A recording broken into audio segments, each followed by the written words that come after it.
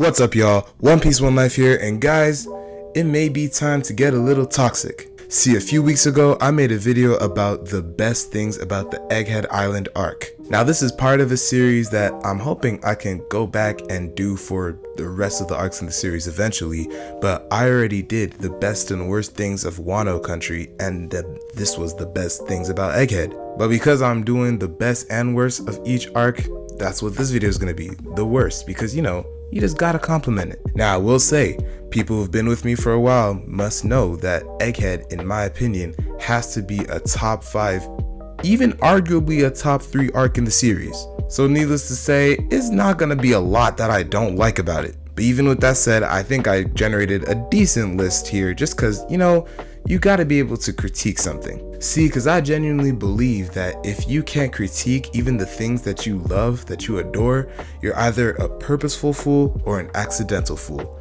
but a fool nonetheless. But before we get into critiquing anything, y'all, please do something for me. Like the video, subscribe to the channel for more One Piece content just like this. Share it around with all your friends who love the series. You know what we say, let's get it going. And make sure you subscribe to me and my boys over at CSY. I promise you we are the next big thing. Now, first up on the list of things that I really did not like about the Egghead Island arc is gonna have to be the whole Zoro versus Lucci situation. Specifically, how dragged out it was. Cause no, seriously, genuinely, somebody explain to me, did we need it to be as long as it ended up being? No, genuinely, I'm pretty sure I remember that there was a time we saw Zoro stalling Lucci, he was huffing, and then we saw nothing about their entire encounter for 6 months. And when we came back to it, he was still being the king of Huff. But then what pissed me off more is that Sanji had to say something, and then immediately he goes to do a finisher move on him. Like, why didn't you do this from the jump? We're trying to go.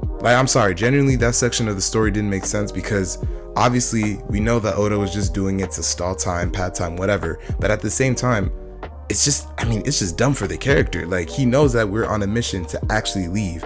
Why are you stalling when you could have just done what you did a lot earlier? Oh, and then don't forget, he didn't actually take Lucci out. Daddy Jinbei had to come and carry him away. Overall, that's an L for Zoro. I don't care what people say. Another thing I did not really like about the arc is something that happened during the Reverie. And it's kind of small in the grand scheme of things because we were getting that long stretch, the legendary stretch as I call it. But it's about Sai and Leo. I'm not gonna lie, they did not have to come back at all. I just feel like there was better methods of storytelling to get Charlos taken out than by Sai and Leo. Like, okay, was it cool to see Charlos folded like an accordion? Yes, it was. At the same time, did we need Sai and Leo doing their strongest attacks on Charlos?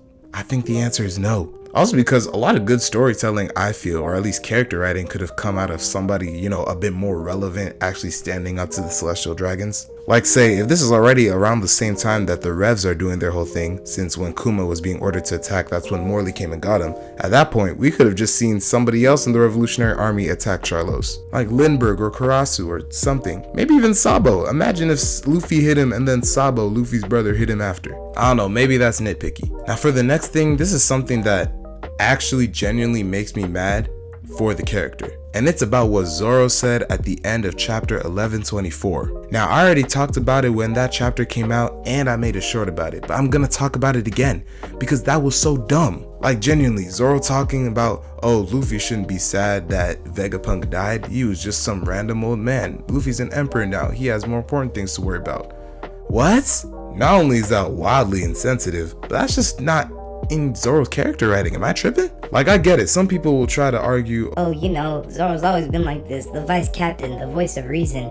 And that's fine and good, but this isn't reasonable in my opinion. First of all, it's hypocritical because keep in mind that Zoro crashed out just an arc before for an old man that he knew for a matter of hours. Second thing to consider is that Vegapunk gave Luffy food. Something that Zoro knows and we as the audience know is something that is established to get you in Luffy's good graces for sure. But even if you extrapolate from the whole it's because it's Vegapunk thing, it's just about the concept of what Luffy's promises mean. Like, he promised this old man, I'm gonna get you off of this island. I'm actually promising you that. And he wasn't able to do it. Think about it, all throughout the series. He promised Law and Momo that he would help take down Doflamingo and Kaido, and he did it. He promised Sanji he would rescue him in Whole Cake, and he did it. He promised Tama he would make Wano a place where she could eat again in peace, and he did it. And that's just from post-time skip. Don't even make me bring up pre-time skip, because all I need to do is say two things. Luffy, help me, and I want to live. See, it's because of who he is that he feels like, I promised myself I'm gonna do this thing for him. I promised him to do this thing, and I couldn't do it. Of course that's gonna hit him hard. That's just the kind of person Luffy is. I'm sorry. And I'm sorry, if Zoro can't see that, damn. Maybe it's time we did get Yamato on this crew. Like, think about it this way, Zoro fans, who I know are gonna type angrily. Let's compare it to the Kuina situation. Imagine if there's a moment in the future where Zoro is struggling to become the greatest swordsman, or he fights Mihawk again and loses, and he's still having kind of the ambition that he still wants to be the greatest swordsman, but he's losing to Mihawk and he's feeling like, dejected about it. Now imagine if Sanji had come up to Zoro in that instance and was just like, don't worry about it, Marimo. You shouldn't be sad about this. This is a promise you made to somebody who's been dead for years. A childhood friend who's been gone and who died because of some stairs. Please be for real. You are a Yonko first mate. You don't have the time to be thinking about people 12 years in the past. Get a grip. Basically spitting on Zoro's promise to Kuina. People say that's not an apt comparison. I think it is, I'm sorry. Now the next thing I'm gonna complain about for just a bit is the whole whodunit mystery thing. The whole middle section of the arc before the reveal that it was York. Cause here's the thing, in my opinion, I think that it just dragged on for too long. Like, I get it that we're actively trying to build the tension, but we already know that it's none of the Straw Hats, so that eliminates a lot of the possible people that it could have been. And then on top of that, it was just the fact that obviously it's going to be one of the Vegapunks and we don't know which one, but I guess that's where the guessing part came in. Even then, the whodunit mystery was only interesting for I would say 2 chapters. So then the fact that we got Seraphim stuff spliced in there and it was taking 5, 6 before we got to the reveal, I don't know. Especially because, in my opinion, it actually didn't need to go like this at all. I think it's because of the fact that we actually played up and gave focus to the fact that this is a mystery storyline that the reveal for me just wasn't all that interesting. Because conversely, if we had just continued the arc as normal and was wondering just what's going on, but not necessarily framing it through the fact that there's a traitor, and then somewhere at the end of the chapter it's just revealed that York is a traitor but the others don't know, I feel like that would have been a much bigger reveal. Because then you have dramatic irony where the audience knows that York is the traitor, but the Straw Hats have yet to figure it out, and we can see how this whole manipulation side is going. I think personally that would have been much more interesting. But this is actually a good segue into something else I didn't like about the arc, and that's just, I guess, the satellites in general. Okay, I get it. I do understand what Oda is trying to do with the satellites, where Vegapunk is splitting himself off into these core emotions to show this is the actual person that Vegapunk is. What he's comprised of, the sum of his parts, all of that. But I'm not gonna lie, I don't know. To me, it just kind of seems like the entire thing of the satellites was to set up for this whodunit mystery and for York to be the traitor. And I don't know, maybe it's because of just how many of the Vegapunks there were, because there were 6 of them plus the Stella plus the huge brain in the vat.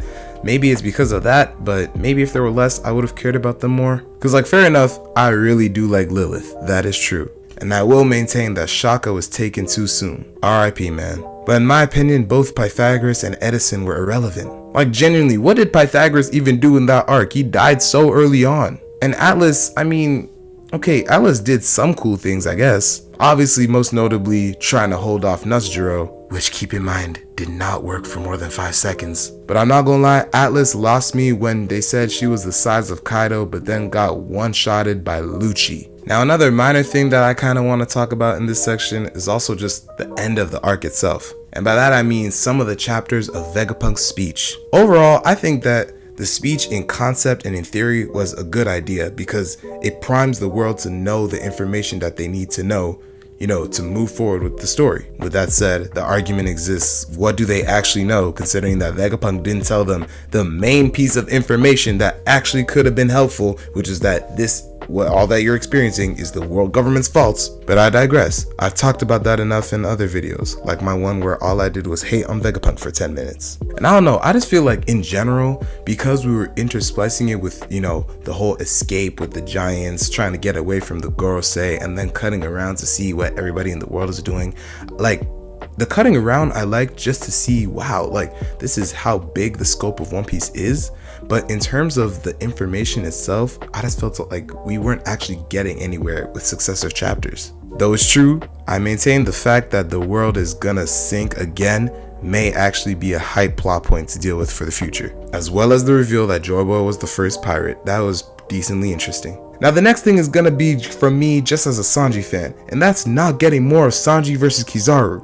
Because we had already started it. That's what's crazy. We were already in a perfect place to get at least half a chapter of Sanji versus an admiral. Finally what I've been waiting for. We have this man Kizaru about to blast Bonnie. Sanji comes out of nowhere, kicks the laser, and has Kizaru doing the Enel face. And we could finally have gotten this amazing kick battle that we got from one of the One Piece openings. I believe this is We Go? No, sorry, Hands Up. Man, I don't know when Zoro and Sanji are gonna fight admirals, but I need to see it soon. I don't know, I don't even think it's controversial to say that 2v1, they're beating any admiral besides maybe like a Kainu and Kuzan level. Now the penultimate thing I want to talk about is the fact that Frankie was genuinely robbed in this arc. Now I'm not gonna lie, the way that Oda did Frankie here was highway robbery, because Frankie is literally visiting the island owned by the man that he looks up to more than anyone else. The man whose inventor level and skill Frankie wants to aspire to. The man whose home island Frankie literally spent 2 years on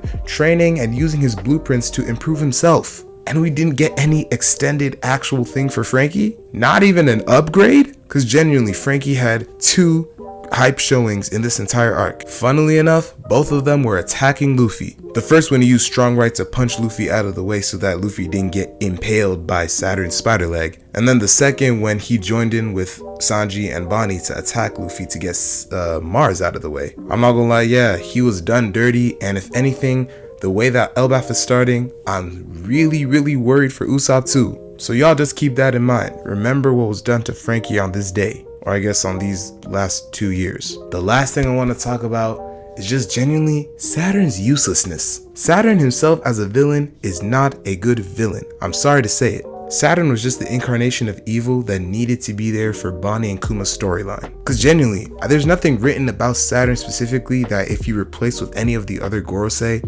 it wouldn't have changed anything. And I mean, hey, fair enough, he's dead now, and I don't like to speak ill of the dead. Except Ace, cause he was dumb. And Kid too. We don't know if Kid's dead, but honestly, he should be. Like I always say, never a dull day for kid slander. And honestly, now that I'm thinking about it, you know who else was useless? Jupiter. Let's talk about it. No, cause seriously, what did Jupiter do during that entire endeavor? Mercury, Mars, and Nostra were going crazy, and at least Saturn was at least trying to do something.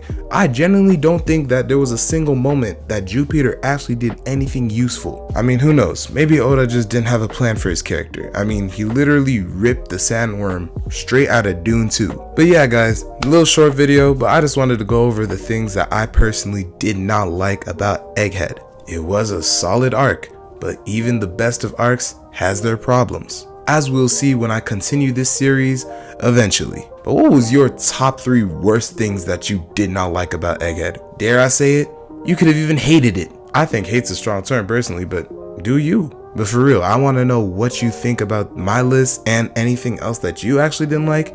All that, put them in the comments. I do read them.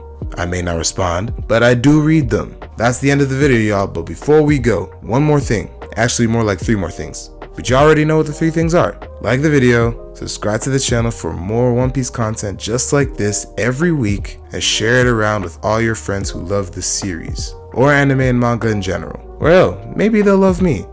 I've been told that I'm pretty cute. It was my mom, but still. Well, that's gonna be all for me. I'll catch you on the next one, and always remember, One Piece, One Life.